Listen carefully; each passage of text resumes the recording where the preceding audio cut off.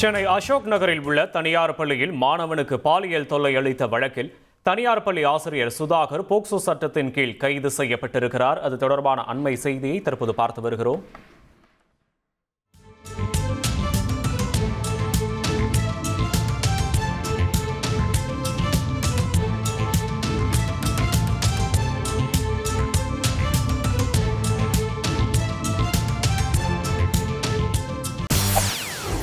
செய்திகளை உடனுக்குடன் தெரிந்து கொள்ள உடனே சப்ஸ்கிரைப் பண்ணுங்க.